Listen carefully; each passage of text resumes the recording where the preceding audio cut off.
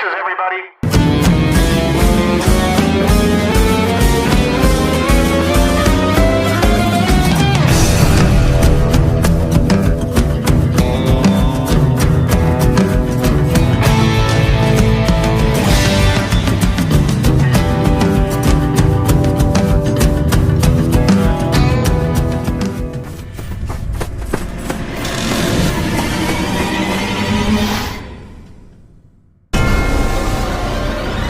Hello, ladies and gentlemen, and welcome back to, I think it's episode 5 or 6 of UNSUNG. I welcome you and I thank you for joining me. Today's guest is a guy that I've known for a long time, but you know, we haven't sat down a lot and we haven't really had great conversations, and he's a great conversationalist. He's got a lot of thoughts, a lot of ideas, at least he's threatened me as such. So we're going to see. Today, I know, you know, he's worked with some, you know, some people you might have heard of, a girl named Madonna, and another guy, Sting, these kind of things. And so, you know, I want to kind of pressure him on those things and ask him a couple questions. So without further ado, ladies and gentlemen, please welcome Brad Steckel. Brad, how the hell you doing? I'm fine, Gavin. Thanks for having me. It's good to be here. You know it. Thanks for having me in your house. Yeah, well, it could be anywhere. Could be anywhere, yeah. Right? Well, yeah, that's true, in your mansion. That's right. Yeah, Mm-hmm. I love the rolls. Mm-hmm. You don't know what I'm going to put behind you. No, man, it's so good to, you know, just to sit with you and talk. You know, like I've been to your studio in Tuscany on more than one occasion, and we've known each other, you know, for a while. Yeah. But I've really wanted to sit down with you. You know, the whole impetus of UNSUNG is, you know, just to sit down with everybody, you know, and you know, just have people dialogue. You know, the way we used to do it. Right. Yeah. You know, when we used to talk. Yeah. Talking. Yeah. And so look, I know a lot of people, although a lot of people know you, of course. You know, just give me some info. Like, where'd you grow up? Where were you born? Oh, that story.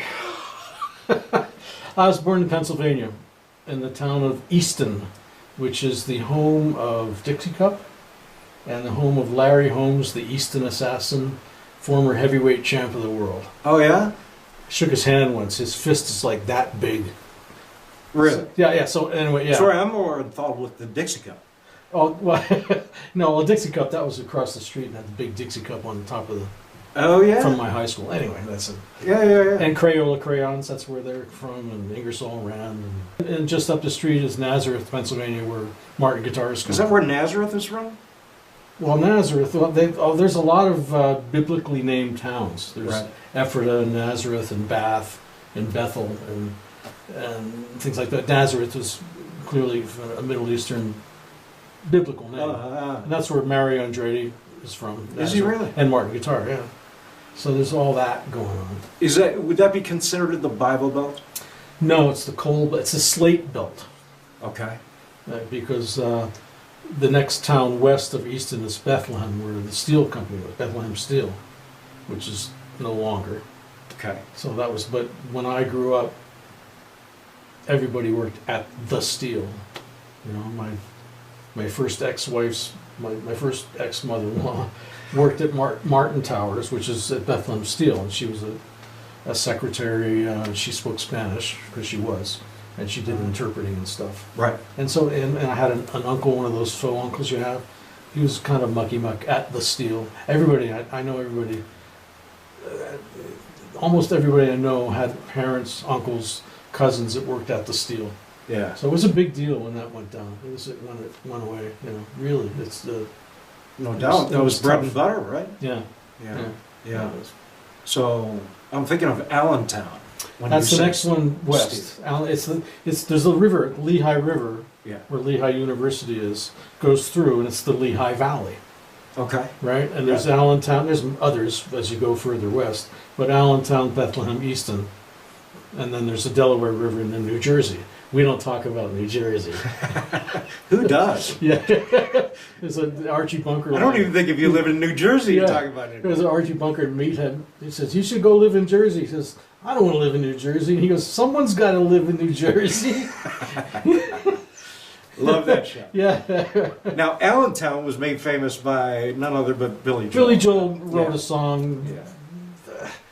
It has only a little bit. He kind of convolved Allentown and Bethlehem and the Steel and the whole thing into sort of an anthemic kind of, Like an thing. ode to. An ode to a time, Yeah. an area, a feeling. Right. Right. Just on that, have you seen Mayor of Easttown? I have not. Watch it. It's great. Kate Winslet, and they shot it in the area in the southeastern Pennsylvania, Philadelphia area, where they have a certain twang, a certain way of talking. They don't get in the car. They get in a car. You get in the car. They go up on the roof. Go to the shore. You get in the car. That's my. Oh, you've got that. Oh well, I try not to have it, But I picked it up again just because. Said, and they nail it, like really nail it. Right. And all my friends from there go, wow. Right. That's like I'm home in the shot in the little towns around there. It's really, they did this one season. It was a one detective story, and it's over. But it's really, from that perspective, man, it was really good. I will have to check it out. Yeah.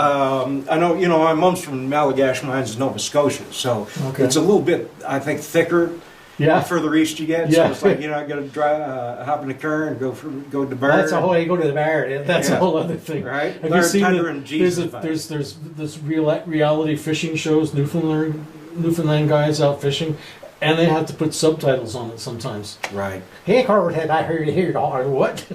I It's know. pretty funny. Yeah. No. I know. I used to, I lived in Baton Rouge for a while. Yeah. And, That's and a some whole of the other thing. black folk that I absolutely love. Yeah. But man, you almost need subtitles sometimes because you just couldn't. You just, you know what I mean? It's Yeah. like tears were coming to your eyes and you were just nodding, but Yeah. you weren't understanding a thing. Yeah. What But I did I love just them, say man. yes to? Yeah, right. So people know you, and I know you as a guitar player. Yeah. So when did that start for you? Well, you can blame the Beatles. It's funny because that radio station I used to, all Beatles, I've been listening to that now, and it was 63.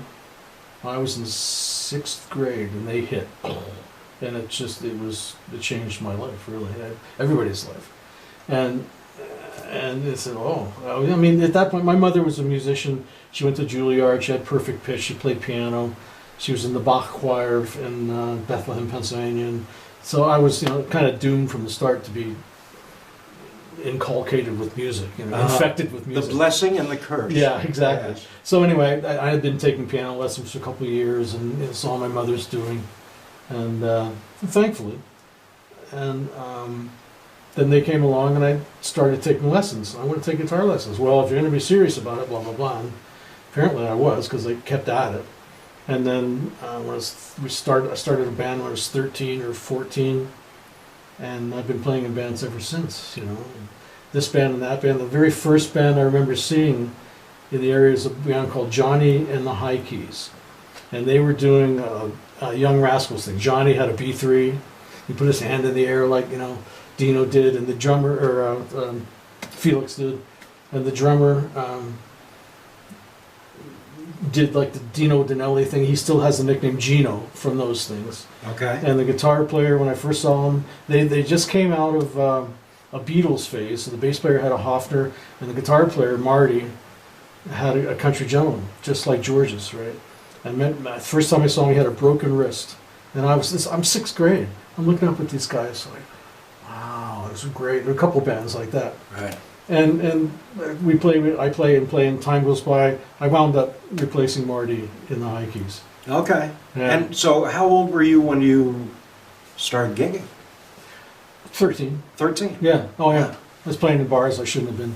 And you could get into clubs. Well, yeah.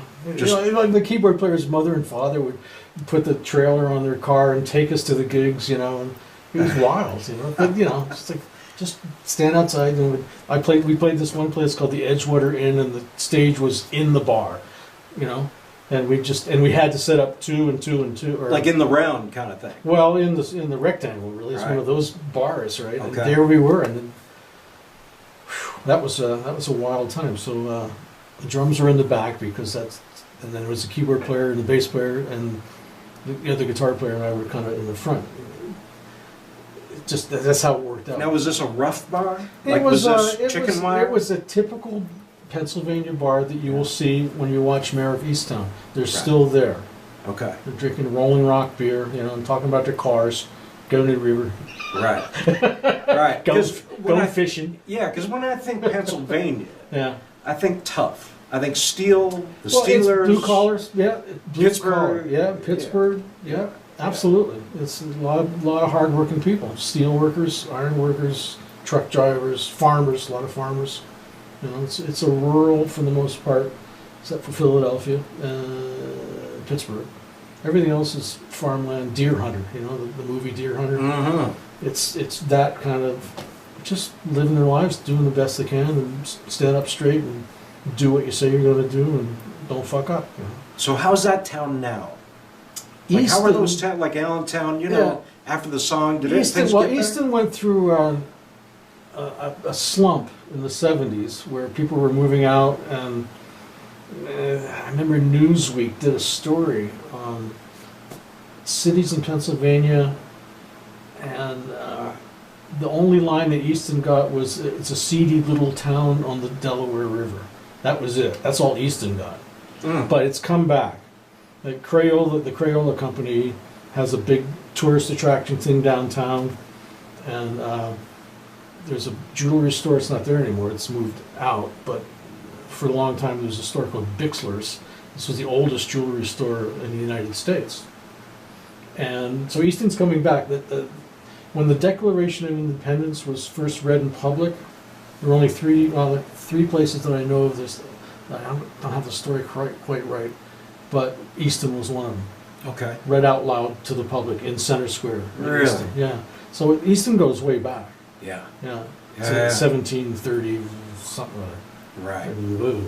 Right. So it yeah. started to decline in the 70s. Is that Yeah, what you it said? was a slump, and then now it's coming back gangbusters. And what do you attribute that to? That's what I'm interested in. What do you attribute? Malaise. I think what happens is the birth of the shopping mall. People didn't go downtown anymore. Businesses were suffering.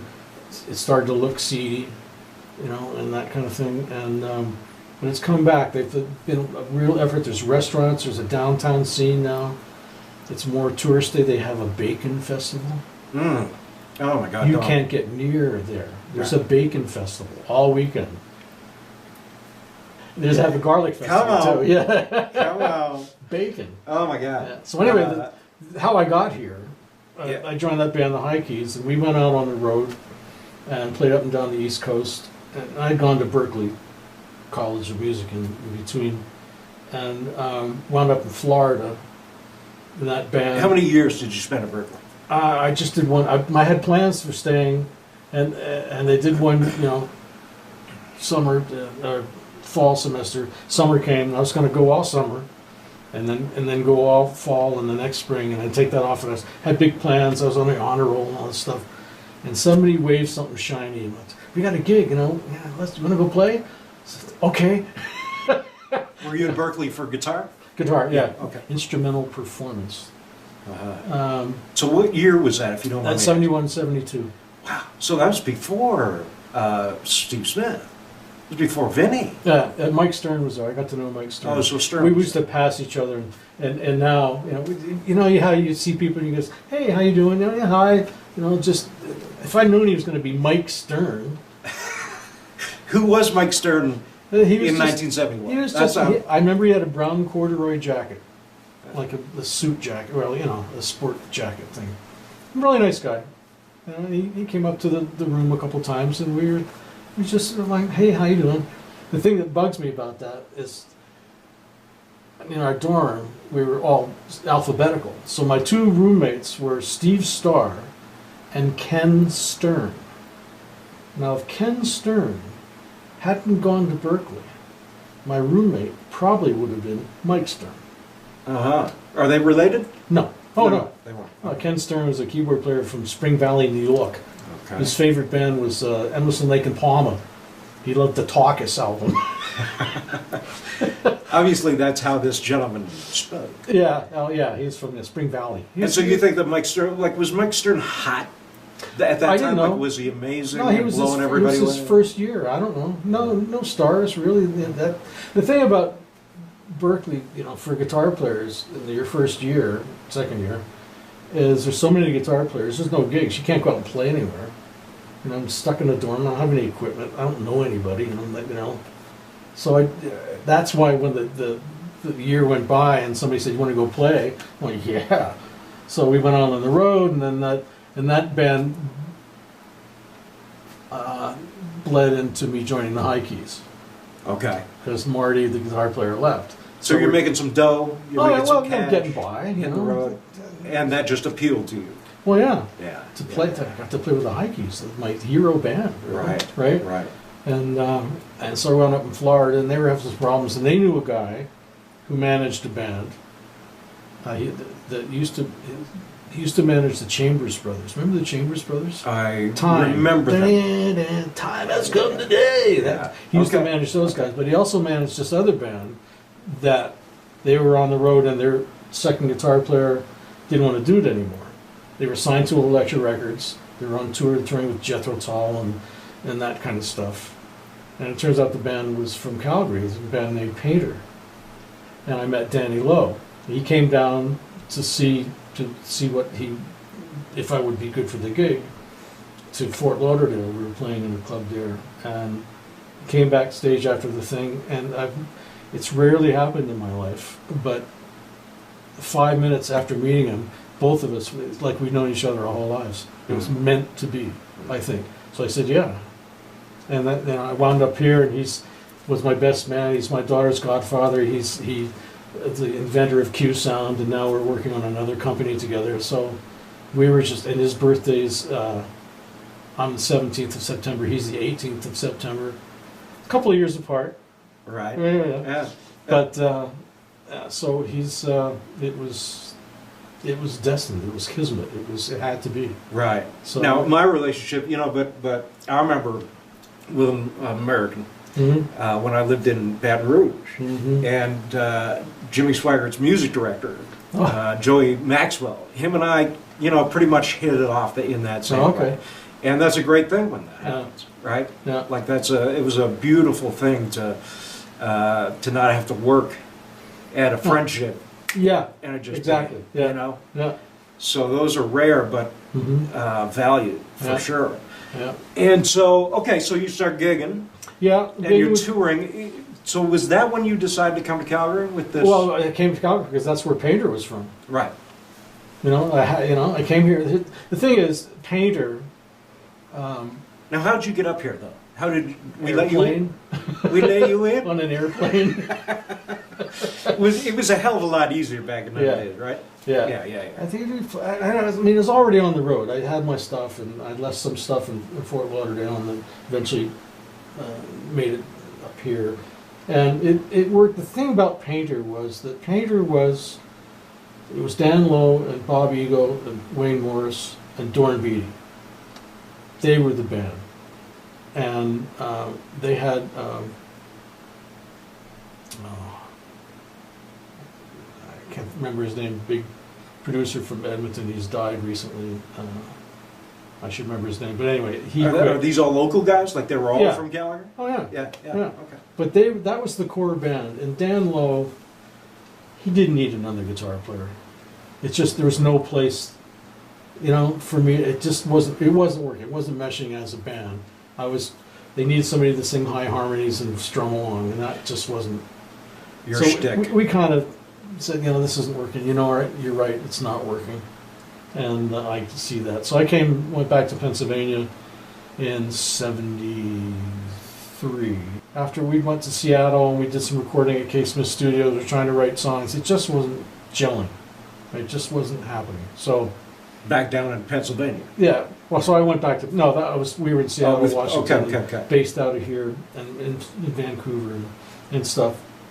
So Dan said, this isn't happening. I said, you're right. So it was a mutual thing. So I went back to Pennsylvania, and my dad had a courier service, so I ran the courier service. I was pretty disillusioned with the whole music thing, so I stopped playing for 2 years.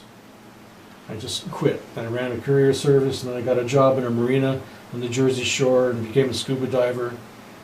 And So you did end up in Jersey. yeah, oh yeah, yeah, exactly. You did. Jersey's, yeah, it takes a beating, but it's a beautiful state. Yeah. I'll say that for the record. I like Jersey's really nice, except for parts of it where the bodies are buried. and so that worked out. And then I get a call from Dan Lowe at the end of '70. My dad died in '76, so that put a whole new spin on my life, right? And then I get a call from Dan Lowe near the end of '78. I got something else going on. I think you'd be good for it. Would you be interested in coming out and trying it? And I said, well, okay. It had to do with ABC, Dunhill Records, and blah blah blah blah. And, well, okay, I'll give it 6 weeks. Mm. And I've been here pretty much, basically ever since, right? And we did that, and we had a band called 451, and that didn't work out. And we had another band called Prototype, a song called Video Kids. And we were signed to Polygram Records. We somehow got signed to a label without ever having to play for them. The Prototype was Jerry Adolph and Dan and me and Brian. Jerry Adolph. Yeah, Yeah. and Ted Alexander and Doug Riley, not the keyboard player Doug Riley, but another Doug Riley, who's now deceased. And so that, we had sort of a quasi hit, but then you go, well, we got a tour. We're not going to tour. We're going to tour with one song. Mm. That's stupid. It's just stupid. So, Where did you chart with the tune?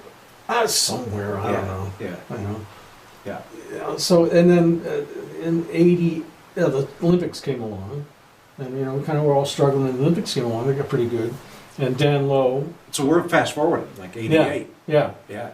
So Dan Lowe engineered all that stuff for the opening and closing ceremonies of the Olympics, and that's where I met my second ex-wife.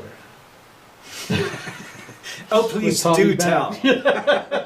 Well, it's Deanna Dubbin, and We know Deanna, and Yeah. oh my God, we Oh, love yeah. Deanna. yeah, I know. Yes. And well, Coca-Cola had this contest, a worldwide contest, where the winners would come to Calgary and sing the David Foster song. Da, da, da, da, da, da, da, da, da, da.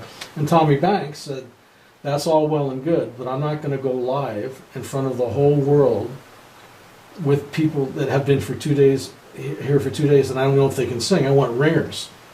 I want a boy-girl combo. And Dan said, well, I know some people. So Deanna came in, and asked me to come in, and we were going to sing it. We were going to be the boy-girl singers of this song for the production. And Coca-Cola said, no, that's not going to happen. But we did a demo of the song, and they used the demo to teach the kids. And honestly, stroke of luck, because I saw the footage of the live opening, or the closing ceremonies. And these kids had Coca-Cola outfits on with silver stripes down their legs.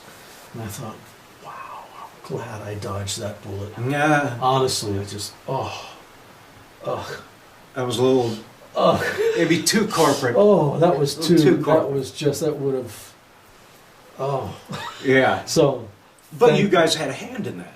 Well, we had a hand in it, and then they did a 10-year thing at Jack Singer with Tommy Banks conducting the orchestra, and we went back and sang it. Cool. Put on the old tuxedo, and we did for 2 nights. That's awesome. I went up on the words on the first night too. I didn't know what the words going to be. I just looked at stern as sincere as I could at the audience, and went, I was half as I was there, and it was a hand. Nobody noticed. You have me sold, brother. Yeah, I know. Yeah. Yeah, when in doubt, just go. Right. That's a talent. I mean, come on. I was freaking. That's okay. David Foster, did you guys... No, he wasn't there. He was. Nah, he wasn't there. I guess, right? He's Makes got bigger sense. fish to fry. Makes sense. Yeah. So, that's a good segue. Yeah. Because, like I mentioned off the top of the show, Mm-hmm. you've had the opportunity to work with, some great artists. And that's intriguing to me. So, So I would like to ask you for their phone numbers. I did have Paul McCartney's number. Good for you. I never you. phoned him. Right? I will. Yeah. No, I that's think great. he's had it changed since then. He might have. Cell phones, damn it. Yeah. No more landline. Yeah, no. But I'm very interested because, you know, probably some interesting stories there. Mm-hmm. Would you care to share any that highlights, like anything that stands out? Under the QSound years, that's from 88 to 98, that's how long I worked there. And where is QSound? Here in It's no longer. It's now defunct. But here in Calgary? It started here, yeah. It used to be the old Thunder Road studio, and that was the oil boom, and a bunch of guys bought it and made Thunder Road studio, and then it closed. It was a great room. And so Larry Rickman comes into the picture. He and Dan Lowe got investors' money together and started QSound. And bought the building and equipped it and stuff like that. And that's where I came in, and we did 88, 89 to 90, we did research and development. We developed the product, and that was days of just, some days were worse than the other days that were bad. Okay. So, but, you know, we made it happen. We made sound come from this speaker and the speaker from where there was no speakers. Right? And It's a we good had first the step. QSound, and Now, was Capital- Danny Lowe he was the engineering? CEO. Yeah, well, he was overseeing. He's doing all kinds of stuff. Okay. And the control room there, that's where I got my licks. I mean, I'd been Dan's guitar player for quite a long time. I played on the Olympic stuff, and going back before that from the Painter days, really. And I'm sort of getting my studio chops better and better. He asked me one day, he says, I got this band that wants me to produce them, and I don't have time. Would you be interested in doing it? And I swallowed real hard. I went, okay. You know, I said, okay. I don't know. And so I did, and it was Doug Cuss's band, Living Daylights. Oh. Yeah. Okay. And it turned out great, and I went, I like this. I like doing this, you know. I didn't know the gear well enough at that point, but I learned after 10 years sitting in a Neotech console, you know, I got this now. We had Studer machines. It was a real. Did you have like 2-inch? Yeah. Yeah, 2 of them. It was a beautiful room. It's a beautiful room. Anyway, What was the board? Neotech. Yeah, okay. Yeah, 56 in, moving faders, the whole deal. Right. And great mic package, some of which I have to this very day. Mm. I bought them. I didn't steal them. I bought them. Okay. You heard that, Danny. Yeah. No, he knows. Oh, yeah. Yeah. Now, why have I not met Danny Lowe? Why would I? I mean, Well, that name is elusive to me. He played a lot, played guitar a lot, and then he got in with QSound. He became the business guy. He took the business road, raising money, schmoozing stockholders, investments. You know, he just became his guitar, and he just took that road and traveling around a lot. And QSound was they had to go to Japan a lot, and he's an entrepreneur, I guess you could say. He just took that. He's good at it. In the field of entertainment.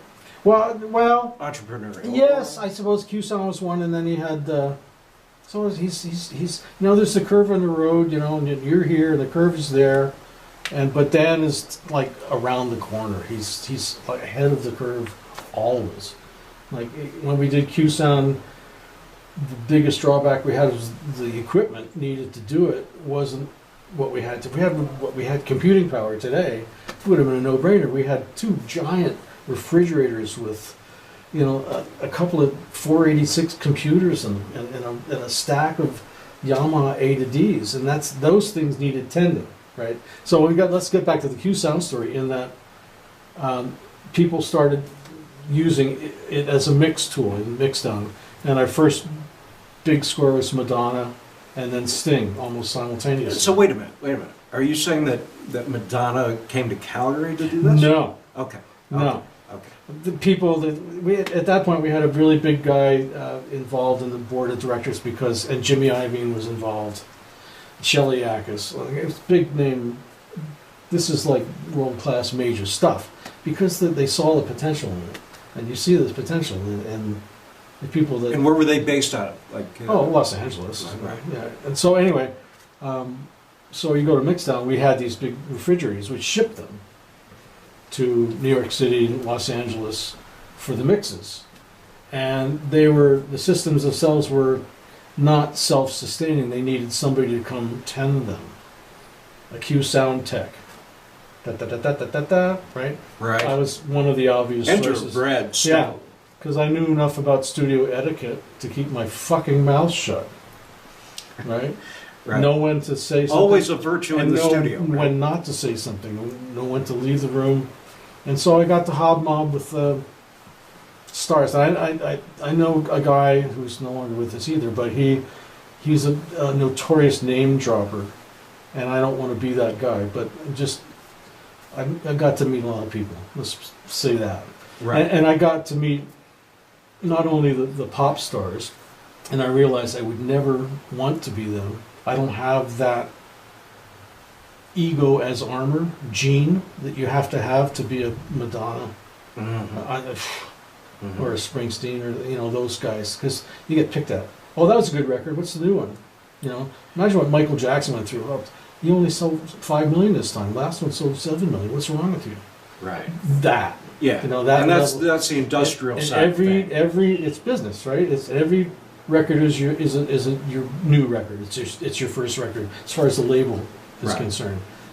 The guys that I got to spend time with and really decided that would be something I'd rather do. It's Bob Clearmountain, the Hugh Padgham, and James Guthrie, who's did The Wall and everything since for Pink Floyd.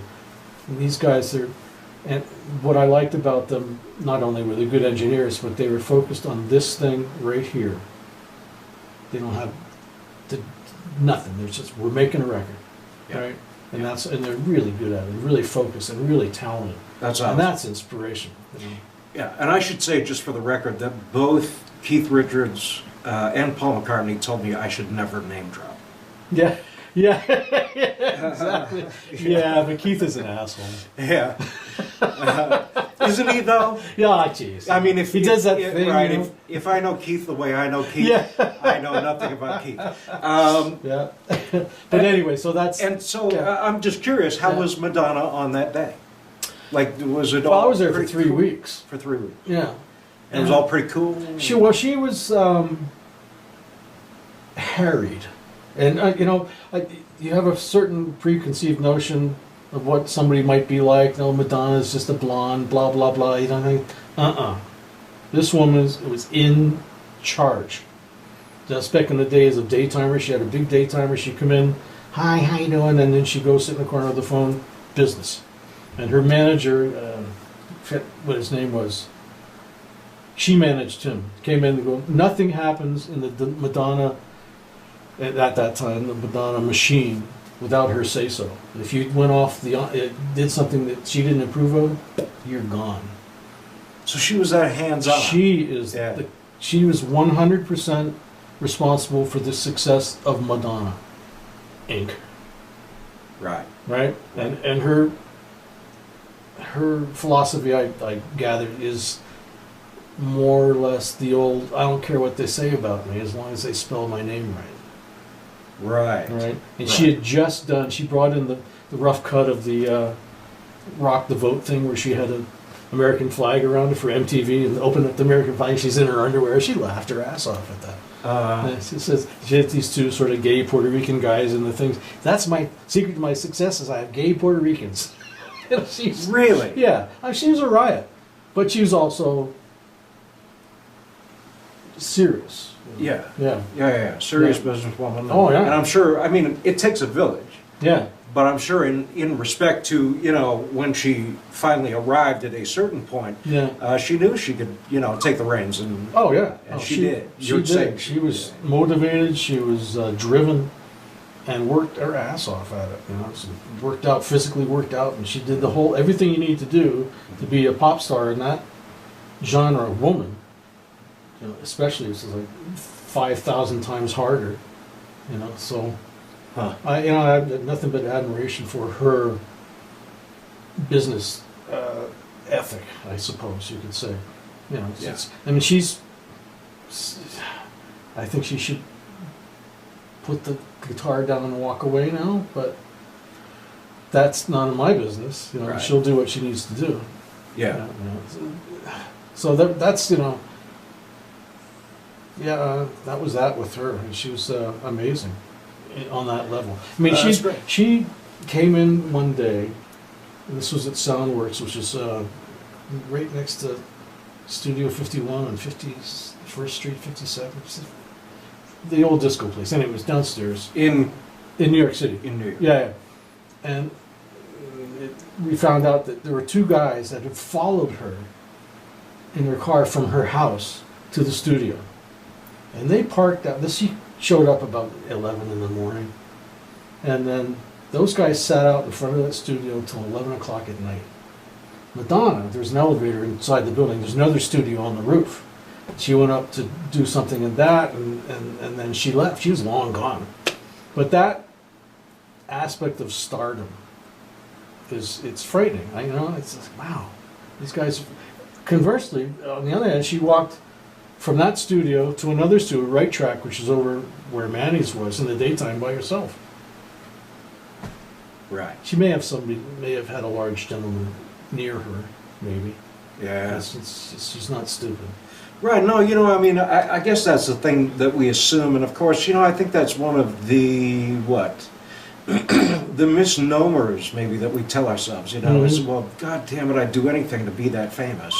I wouldn't wish fame on anybody. Yeah, but then that's such a drag, man, because all you're doing, you know, you're just doing a job, right? Yeah. And I suppose, you know, fandom comes with it in some respect, but, you know, man, you know, like that, you don't need that. Yeah. You know, you just want to produce a good result. It takes a certain intestinal fortitude, a certain thing to be able to put up with that every day, Right. to go out.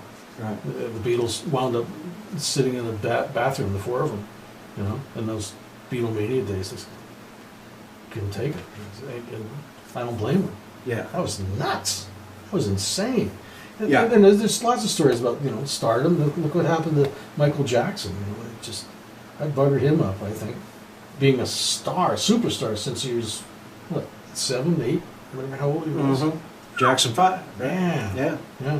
And I think, too, that privilege that comes along with that stardom, you know, there's that sort of perfect storm, bad duality, you know, that ends up happening, and it's in that respect, you know, there's a certain humanity about it. You know, when you think, I mean, sure, you know, they have shitloads of money and they got, you know, everything they need, but there is a price to pay. There's no free lunch. Right. There's right. no free lunch, and that's the trade-off. You give up your privacy. Yeah. And some people like it, but not many. You know, eventually, you just want to tell the world to fuck off. Just fuck off. Leave me alone. Right. Yeah. And I don't know. And the world goes just like Monty Python. How should we fuck off? Exactly. Well, how should we fuck off? He's missing a shoe. Everyone take the shoe off. Yeah, right? Like, it's kind of... And my whole thing about, about celebrity is just another thing that I've thought about. And in the sense that, do we really need celebrity? You know, like what makes me a decent drummer. Right. And it's just my desire to want to do it. Yeah. And then sit for as long as it takes to do the work. Prove that. Yeah, you got to do the work. Right, you got to do the work. You have to have that spark in you, that ability. You have to have some kind of talent, but you have to do the work. Right. You but I can't think not that do the work. right. I think that desire, I've always been of the mind that everyone has that desire. Yeah. Or that most people have that desire. Yeah. Most of them maybe give up on it. Like if you ask like a little girl, 5, 6 years old, you know, what do you want to be when you grow up? Right. She doesn't say, I want to work in the mailroom at at Amazon. Yeah. You know, I want to be a ballerina. Yeah. I want to be a whatever, right? You ask a little kid, what do you want? I want to be a fireman. You know, I want to be a musician. I want to be a scientist. You know, I don't want to work in the cloakroom. Yeah. And, exactly. Yeah, and so some of those things get lost along the way, maybe for the fact that, I don't know, it's been necessary in some respects to do so. But I guess, you know, I, and maybe like you, have just been stubborn enough. Yeah, well, this keep is, going. well, you can't do anything else. No, you know, some people are, I won't say I'm driven, it's more like this is what I want to do. This is, whatever it is I'm doing, this is what I want to do. I've almost never done something I didn't want to do. And I did it once and I realized, no, I'm not going to do that again. You know, I'm not doing that again. And are you glad you did? Absolutely. Oh yeah. Well, in a sense, do you feel like you could not have done it anyway, like something there's else? forks in the road. You know, deciding not to go back to Berklee was a fork in the road. Taking up the guitar was kind of a fork in the road, I suppose. But yeah, joining Painter was a fork in the road, and then saying yes to Dan to work at QSound and saying yes to producing a band for the first time. There's all those little decisions you make that kind of, you know, blow you that way. You know, a friend of mine plays with a very well-known guitar player, and they were coming through, and this guitar player from the Philadelphia area asked me, he said, well, how'd you wind up here? And I said, well, the guitar wind kind of blew me this way. And he went, yeah. You know, so it's pretty cool. You know? Right.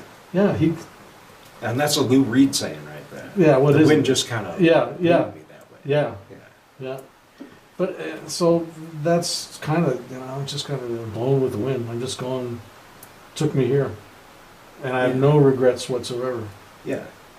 But you feel like you've done well by yourself. I have, yeah. I am getting better at what I do.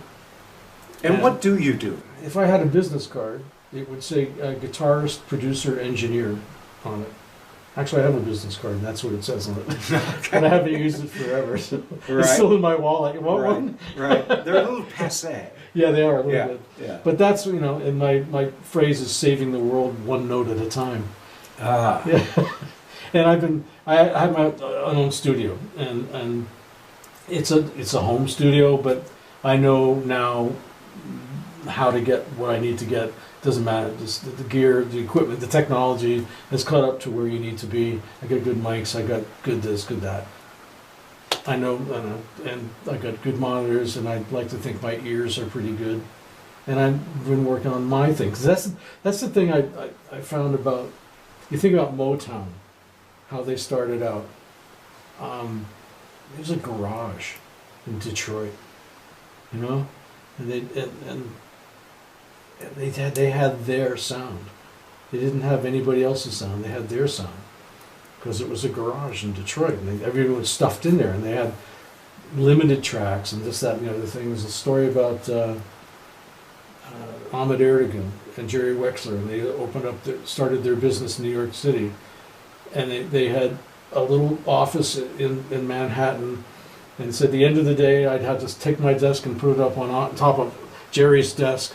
We'd set up some microphones, you know, there's a skylight, and if it was raining we couldn't record because, you know, I had to build our own console, and this, that, and the other thing. We recorded Ray Charles, we recorded Aretha Franklin, and it was about the performance. It wasn't about the equipment. It wasn't about cable length, snare size.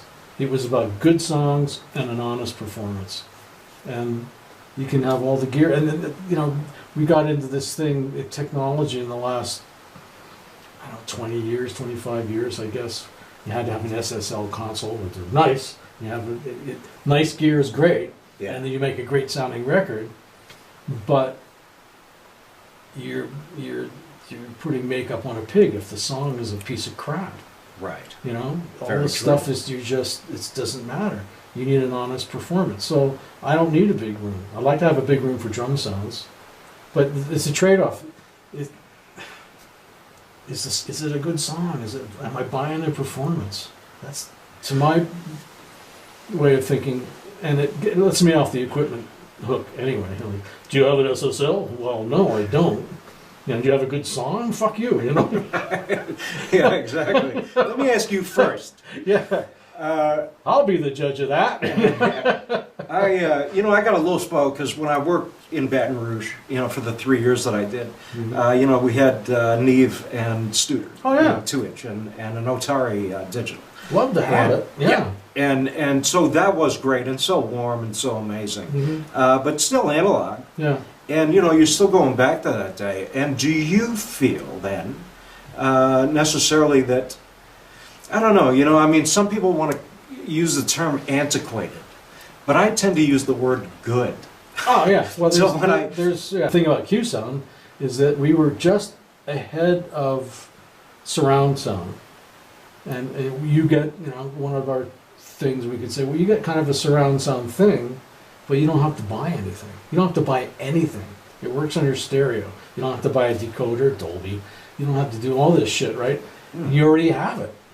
And the decoder is in your head. It's your head. Right. So that was the upside of QSound. And now, and people have sort of bought into, not everybody, but some people bought into the surround sound thing. Well, they've got 5.1 and some and a woofer and a couple in the back, and they watch movies and shit flies around. And that's good, great for Explain to me though. Sorry, explain to me. What do you mean decoder in your head? I don't know. What did QSound have? That's Well, we figured out when you hear a sound from over there, let's say it hits this ear first, hits this ear second. There's a time delay. There's a filter. The tone changes from this ear to that ear. And we found out the right combinations for these positions, and through painful listening sessions, and we made it happen. Made sound come from where there's no speaker, blows people's minds. Honestly, we had a demo, and Dan was doing a demo for a group of investors. It was in a big warehouse, and there was a big open door in this warehouse, and there's a part in the demo where a bear growls. Brr. Everybody goes like that. There's no bear. It was from these two speakers. It was really effective. So was that realistic? Yeah. Oh, yeah. Wow. No, mind-blowing. Yeah. So did that take off? Well, it did and it didn't. Because here I'll go into my QSound pitch. As you need to do with real stereo, to actually hear the true stereo, you need to be in the middle of the speakers, so you hear that stuff. And what you were battling with, and probably still today in many households in North America, the left channels in the living room, the right channels in the kitchen, and there is no between the speakers. And does it work in your car? Well, not really, because you're not in the middle of the. There's a certain amount of that. If you could do movie stuff, but you need to be in the middle. And in movie theaters, you got 10,000 speakers, and half of them don't work, and they're all out of phase, and it's a nightmare. So it became kind of a nightmare that way. Our big coming out was the Super Bowl, the Coca-Cola Super Bowl, when they reintroduced, I'd like to tell the Hilltop demo, like to tell the world to sing, and we mixed it in QSound, and it was fantastic. It was unbelievable, and we put it on VHS cassettes and send them out. And I know because I checked every one before we sent it out to make sure it was working in QSound, and it got to the radio stations and the TV stations, and the TV stations all broadcast in mono. Really? Wow. All this hoopla. Wow. Yeah, either that, or they had what they called phase chasers that would repair out of phase information. So right. Thus what? Yeah. Corrupting. Yeah, it's just completely buggered up any QSound effect. Yeah. And people didn't. I have to sit in the middle. I don't want to sit in the middle. Well, I can see where not everybody's going to get a chance to sit in the middle. Exactly. And so, is there anything scientifically, even now, that gives people that QSound experience without having this? I hear it on stuff, and I think we had a plug-in. We got it down to a plug-in from a big giant 2 refrigerators to a plug-in that DigiDesign had in Pro Tools, and Bob Clearmountain had one, and we made a smaller box that we gave to James Guthrie, and he still uses it. And we also did some stuff with Chris Jenkins at the time, who was the head of Audio, Glenn Sound, and Chris uses it. It had a joystick. You press the button, you write the move on the joystick, like a game joystick, just aftermarket. And Chris liked it because he could use it for panning things between the Dolby speakers. And every once in a while I'll hear something that's, yeah, I know that sound. Yeah. Yeah. So you seem to be fairly industrious, my friend. I mean, yes, no, as a matter of fact, you're making me quite tired. Just listening I've worn to a you. lot of people out. No, that's great, man. I mean, come on, that's phenomenal. And so, I mean, that's phenomenal. And, you know, maybe like next time you come back, you know, we talked a little bit about Part Madonna, and exactly, the reckoning. Yeah. When you come back, you know, we can talk about, you know, like Sting. You know, I know you work with Sting and stuff like that. But where do you see yourself? Well, I want to just fix that. I didn't work with anybody. Okay. I worked for QSound. You worked around people. And I was a tech, and I was there. But I didn't really work on the records. Okay. I worked at the records. I was at the mix, make sure to answer any questions, make sure the machine didn't blow up. And so I don't want to take any false glory, Okay, that's valor, stolen valor. Yeah, valor, right? that's fine. That's I fine. didn't. I was there purely as a tech, a fly on the wall, learn what I mean. I remember the first time was at the Sting session, Padgham's mixing, and I'm sitting there going, and he stops the tape. And he stops the tape, and all these echoes go. I went, that's cool. I'm going to do that because you don't hear it, but it's in there. The echoes are. And what was this on? On soul cages. I mean, Okay. that's just a technique that engineers do. Yeah. I had no idea at the time. Mhm. So I watched, I listened. You know. Right. Okay, so yeah, I don't want to misspeak here because I think that would be, so just so I have it correct, Mhm. you engineered and played guitar on Madonna's record. Yeah, everything. And then, okay, and then Yeah, that's it. Right. Yeah. Ukulele. We used on- to go out, actually. She's had okay. 5 of my Okay, babies. so you dated. Okay, that's good to know. Yeah. Okay, I don't want people to get the Yeah. wrong impression. Yeah.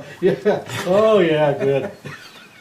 No, that's great. I mean, you were around these people getting to hear. I was there. And not only that, but see the process of Yeah. what goes on. I mean, Yeah. isn't that invaluable in some sense? I think so, yeah. Yeah. And that's where I got, I think I said a while back that I wouldn't wish fame on anybody. That's a curse. I wouldn't wish that on anybody.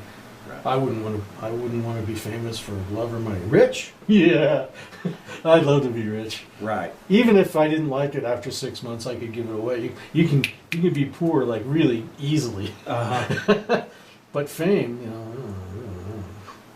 Yeah, it just 'Cause seems. he used to be. Didn't you used to be? Like, oh shit. Yeah, that's right. Yeah. Didn't I see you What's in wrong with Branson? you now? Didn't I see you in Branson, Missouri? Yeah, exactly. Yeah, you're the guy. You're the. You used to be the Yeah. yeah. Then you got replaced by the better guy. Yeah. I mean, not better, but Well, no better. better. Yeah. Hilarious and true. Yeah, well, absolutely. Yeah. Sad but true. Yeah. So, where do you see yourself these days? What do you got going on? What's really Well, stoking the fire? I've been making records. I've worked with a lot of singer-songwriters, and that seems to be the thing that's come along my way because they come to me and I can do everything else for them. I can do the bass and guitars and keyboards and background vocals, and I arrange it and I mix it and engineer it and all that stuff. And if I have enough sense to know when I don't have the chops to do something, and I have people I can send it out to. Like it's the Unistudio. We're all in one big studio now. I need a keyboard part. I'll call Keith Floon. Keith, I got something for you. I fire it down the interweb to him. He does his magic, sends it back. Boom, there it is, perfect. And guys like that, and it's awesome that way. So that's what I've been doing lately, and I've also, as I said, I'm working on this secret project with Dan Lowe for the last 3 years now. That's keeping the lights on, and we have high hopes it's going to be really big. Yeah, well, I speak about industrious, Yeah. but it seems to me like Dan Lowe is another dude like that, like Oh my just gosh. entrepreneurial spirit, and, Absolutely, yeah. and never Yeah. wants to stop pushing. No, no, no. He's something. Yeah, Very inspirational. He's an inspiration. He's my mentor, my brother, my business partner, my hero. that's quite something, Really, man. yeah. And your friend. He's okay. Yeah, he's. He's a bit of an asshole. I can't say that. I've never met him. You're not going to either. Yeah, exactly. Who said I want to? Dan, just come on the program. No, that's pretty special. It You is. know, when you Yeah. find that in another individual, Yeah. Steph, we've talked about Steph, Yeah, yeah. Steph and Evolve. Yeah. And Steph's kind of my brother from another one. There you go. Sense, I mean, I love him, Yeah. and we just get along, and we just, it was like that. It was Yeah. easy, Yep. no work. Yep. And Smooth as a gravy sandwich. Yeah. That's a James Taylor line. smooth as a gravy sandwich. Yeah. Yeah. I mean, okay. Yeah. And that's really who Steph is to me. Mhm. Really. Yeah. And I don't like him that much, but Well, nobody does, but yeah.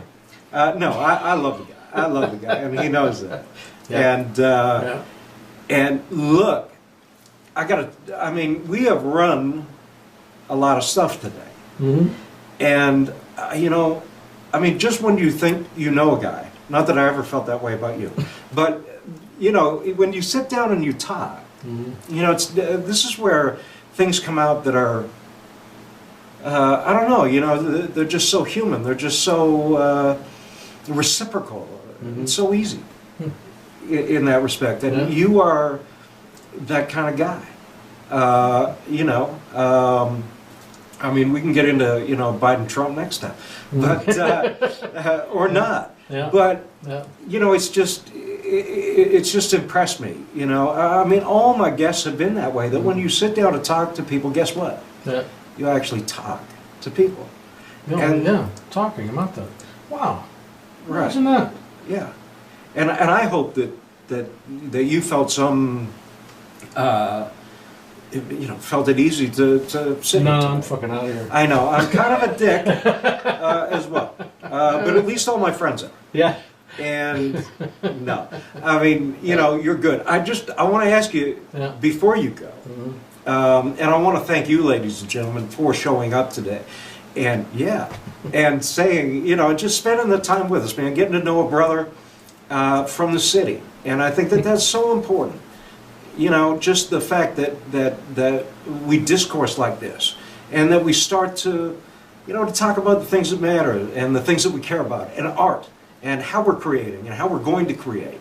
I am in the works of doing a town hall for everyone, a civic sort of get together for every musician, artist, dancer, singer, songwriter, ukulele player, everything. Like every discipline, because I really think that we can do a better job of banding together and really providing great entertainment, curated, amazing stuff I know a good nose flute guy. for us. Do you? Oh, Okay. Well, I was going to ask you after, Yeah. but I'm glad you mentioned it now. you tried that? I have not. I have not. It's been a lifetime on the drums. Yeah. But if I hadn't, Yeah. I'm pretty sure nose flute would have been my second choice. No, ladies and gentlemen, I want to thank you. And before you go, I have to ask you, Yeah. are you dating anybody these days? No. You're not. No. Yeah, that's okay. Yeah, no. That's all right. Good, bad, and indifferent. Typically, are you a long hair guy or a short hair guy?